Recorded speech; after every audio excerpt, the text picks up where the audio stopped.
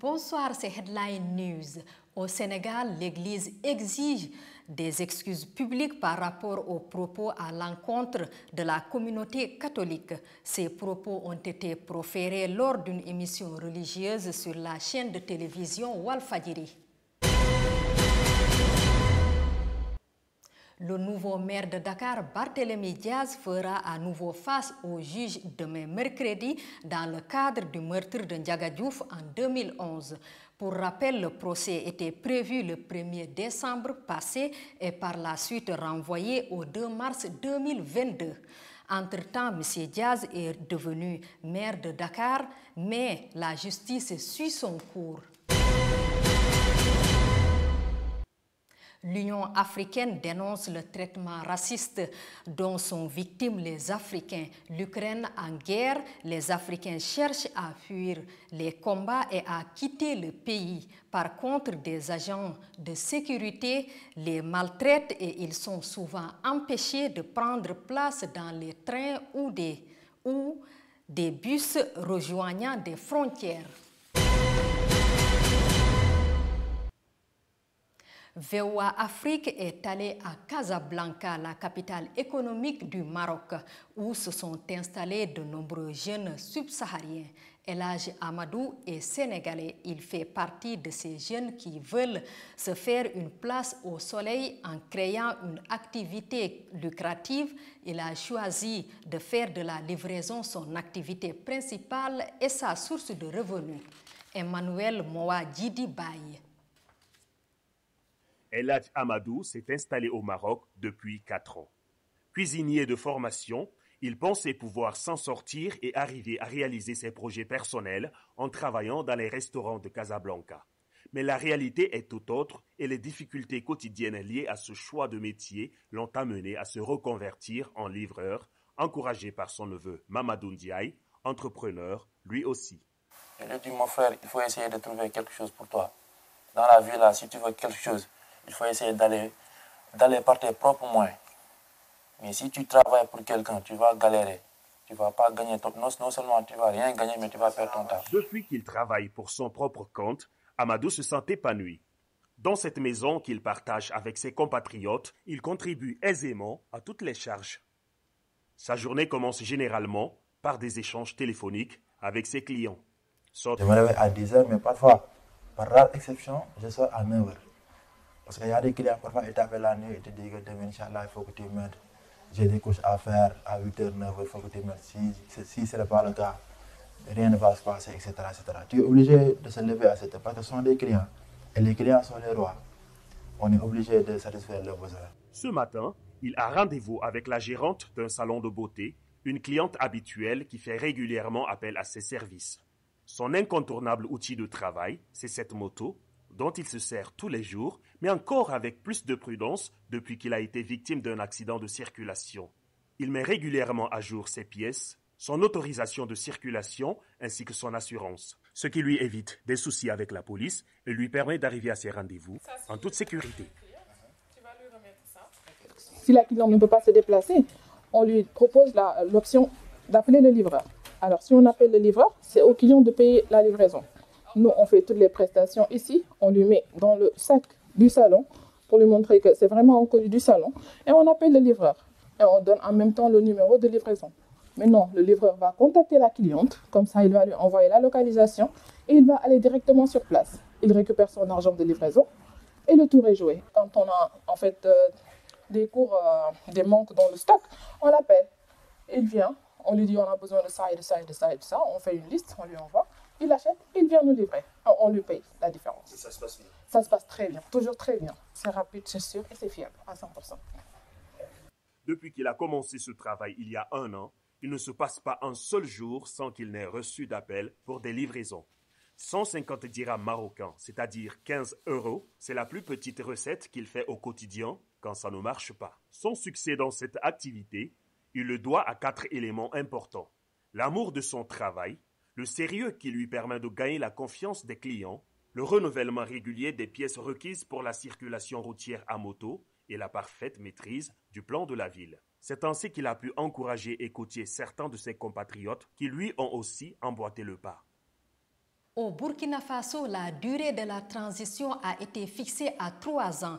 Les 350 délégués ont adopté la charte de la transition qui a été ensuite signée par le président.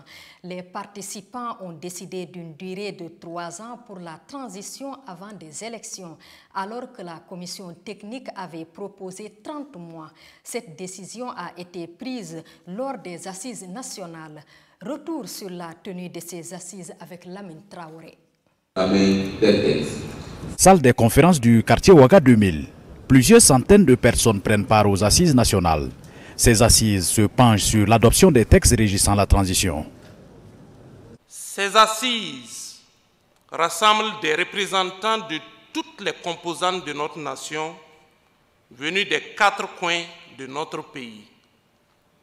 Ces assises seront l'occasion pour toutes les forces vives de la nation rassemblées ici de connaître et d'examiner en profondeur et sans complaisance les projets de textes et d'agenda de la transition. L'objectif est principalement d'apporter des amendements au projet de charte de la commission technique, de l'enrichir et de le valider. Sur la durée de la transition, les avis divergent. Nous, notre position était qu'on ait une transition de 24 mois, mais comme le débat va se mener sur une base consensuelle, si c'est que la majorité va vouloir prime sur la minorité, évidemment, on ne tiendra compte que de cela. 30 mois, ce n'est pas mal. 30 mois, ça fait 2 ans, 6 mois.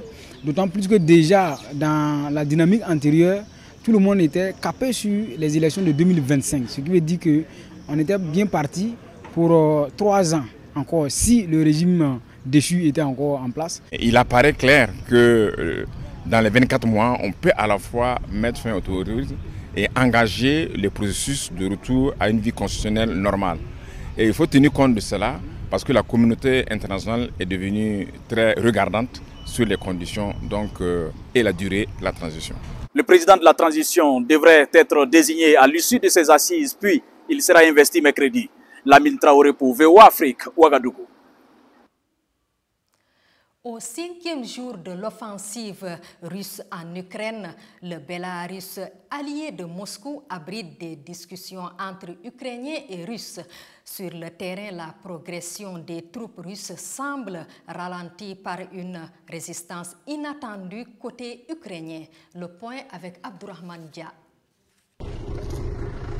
Des scènes de destruction et de désolation, comme ici à Okhytyrka, dans le nord-est ukrainien, où les bombardements russes ont fait 4 morts, tous des civils dimanche. Les forces ukrainiennes tentent de ralentir la progression des troupes russes dans plusieurs localités et des combats se déroulent toujours autour de Kiev, la capitale, même s'ils semblent de moindre intensité. Mais la deuxième ville du pays, Kharkiv, est soumise à un bombardement aérien russe, selon le gouverneur régional, qui dit craindre des dizaines de morts. Pendant ce temps, les Occidentaux accentuent leur pression sur la Russie, avec notamment des sanctions supplémentaires. Le département du Trésor américain a pris ce lundi une mesure inédite, l'interdiction avec effet immédiat de toute transaction avec la Banque centrale russe. Les Européens ont pris des mesures visant directement l'institution monétaire russe également. L'intégralité des avoirs de la Banque centrale russe ont été gelés cette nuit. Cela représente des sommes très significatives, en dizaines de milliards d'euros, qui entament largement les réserves de change de la Banque centrale russe et sa capacité à financer le commerce russe en devises. Les effets immédiats de cette décision sur la Banque centrale russe sont déjà visibles en Russie, sur le niveau du rouble, sur les taux d'intérêt et sur le marché financier russe. Face à ces sanctions qui ont fait chuter la monnaie russe, le rouble, le président Vladimir Poutine dénonce ce qu'il appelle l'empire du mensonge. Le chef de l'État ukrainien, Volodymyr Zelensky, lance un appel à l'Union européenne pour l'adoption rapide de son pays au sein de l'organisation. Nous appelons l'Union européenne à l'adhésion immédiate de l'Ukraine via une nouvelle procédure spéciale. Nous sommes reconnaissants à nos partenaires d'être avec nous, mais notre objectif est d'être avec tous les Européens, eux surtout d'être égaux. Un appel qui risque de ne pas plaire à Moscou, mais déjà soutenu par la présidente de la Commission européenne Ursula von der Leyen. Sur le plan diplomatique, les 193 membres de l'Assemblée générale des Nations unies se réunissent ce lundi en session extraordinaire d'urgence pour débattre du conflit en Ukraine, alors que les deux belligérants ont envoyé des délégations au Bélarus pour tenter de résoudre le conflit par le dialogue. La saison 2 de la Ligue africaine de basketball débute samedi 5 mars à Dakar.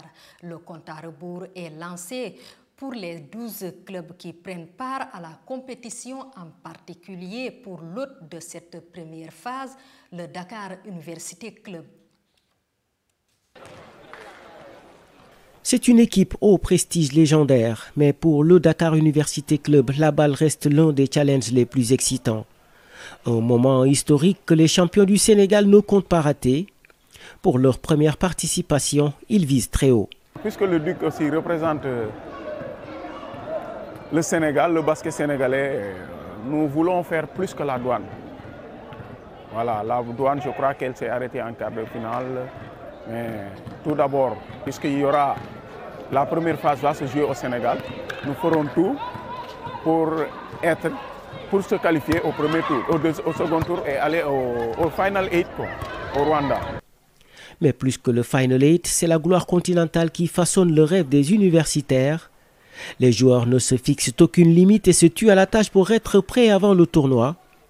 Travail intense, mental au top, ils comptent sur la solidarité d'équipe pour relever le défi.